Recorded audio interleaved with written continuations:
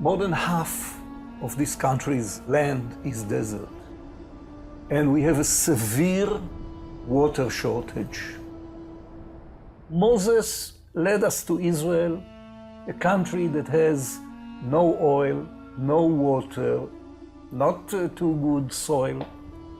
And we had to make the best out of it. Thousands of years ago, Moses had to strike a rock to get water in the desert.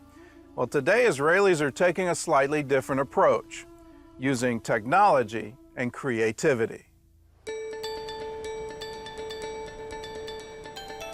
In Israel, the main sources of drinking water are the Sea of Galilee and 2 underground aquifers.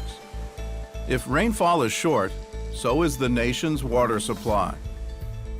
In 1953, Israel started building the National Water Carrier, a system of pipelines, canals, and reservoirs that carry water from the Sea of Galilee to the rest of Israel. So we didn't have water? Okay, we developed water technology.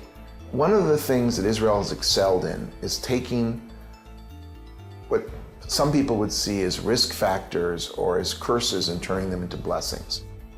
From the time of Bilam, the Jewish people have always been able to somehow turn the curse into a blessing. The pipelines were a good start, but Israel's fresh water supply wasn't enough to support a growing country. So Israelis started looking west, to the Mediterranean.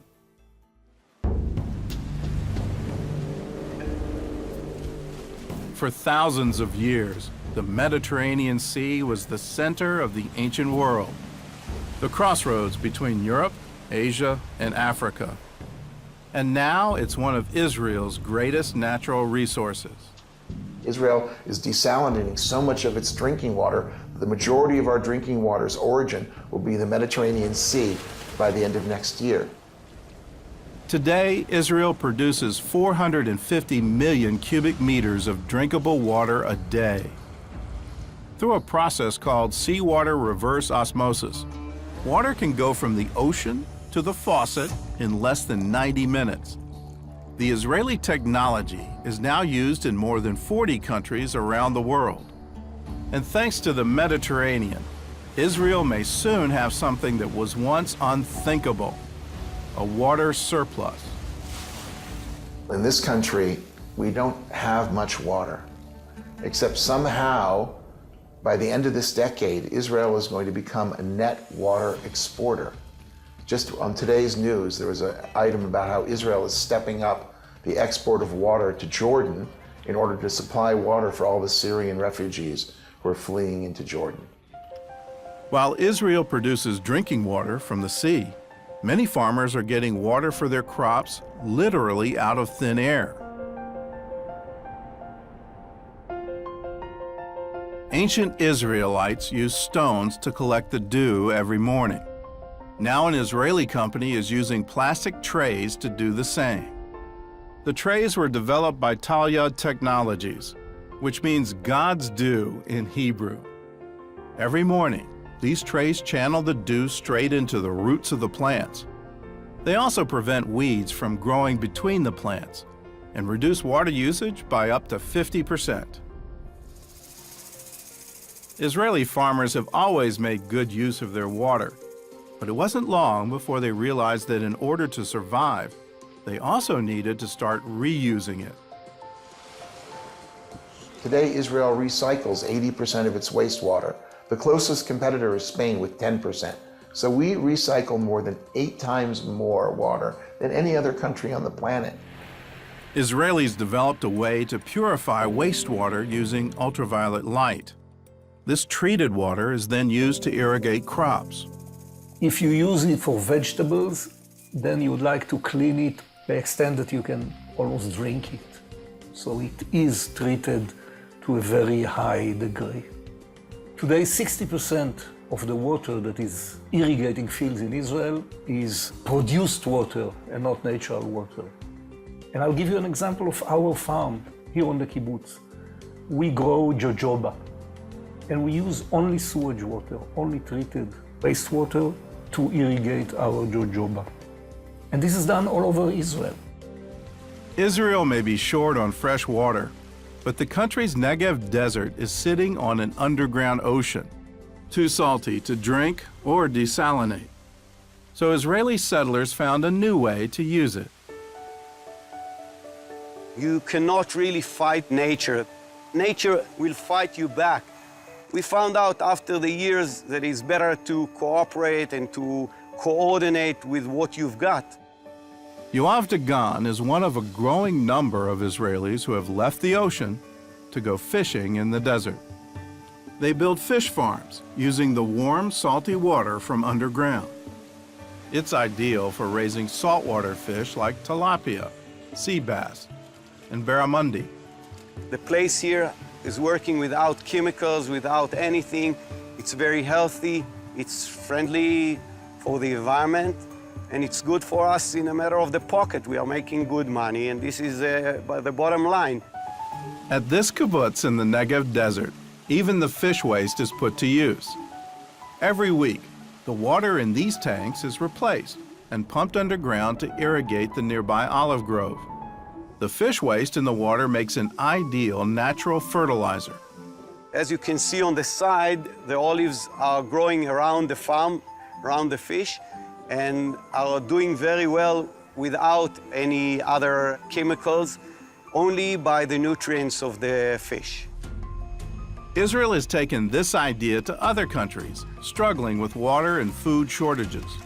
We're taking African villages, teaching them how to essentially build fish farms. If you look at around Lake Victoria, the Nile perch were dying, and Israelis are now going in to teach the farmers how to grow them in ponds so that you can actually continue to eat the Nile perch. Over the years, Israelis also found new ways to use less water.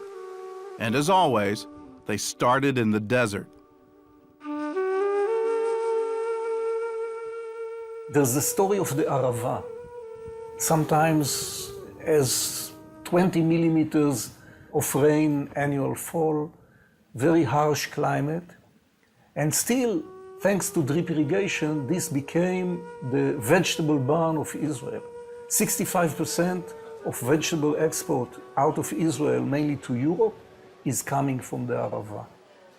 Today, even the driest parts of the desert are blooming, with help from a process called drip irrigation. The idea is older than the state of Israel itself. When the first settlers came here, young people came from the city and they wanted to be farmers. And they came to Kibbutz Hatzerim and they faced many challenges. Arid land, high salinity, not enough water. And there was even a time when they considered moving to another place. But then Ben-Gurion came, who was a leader with a real vision, and he said, guys, if you want to move, it's okay, but further south, not back to the north. And we stayed here and we continued and we did some experiment, but still we were struggling. Then we met the guy who invented drip irrigation. That guy was an engineer named Simcha Blas. He got the idea for drip irrigation after seeing a tree that was larger than the others around it. After digging around the roots, he found it was being watered by a leak in an underground pipe. So this gave him the idea, but it took him some years, actually until plastic was introduced, to start and make experiments with drippers that will emit water in small drops. And this is basically drip irrigation. Blas met the farmers of Kibbutz Hatzerim, and together they started a company called Netafim, which means drops of water in Hebrew. Soon they boosted their crop yield by 50% and used 40% less water to do it. Drip irrigation saves a lot of water. Producing more, getting more, yet not harming the environment. For almost half a century, the company has lived up to its slogan, grow more with less, not just in Israel, but in 110 countries around the world, from sugarcane fields in the Philippines to tea plantations in Tanzania. You know, India is now our #1 country. The results, looking at the yield increase, were amazing. 50% of the farmers got an increase in yield between 25 and 50%.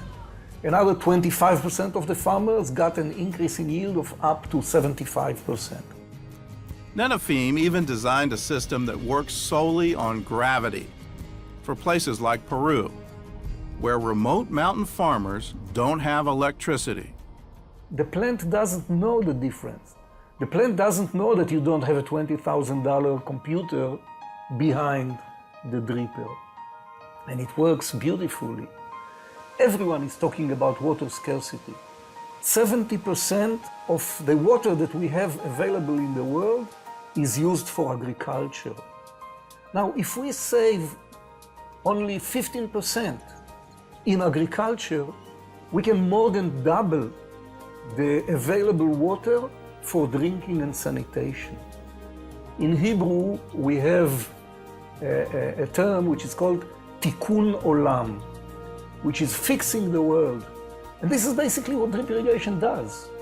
This is my personal goal and challenge.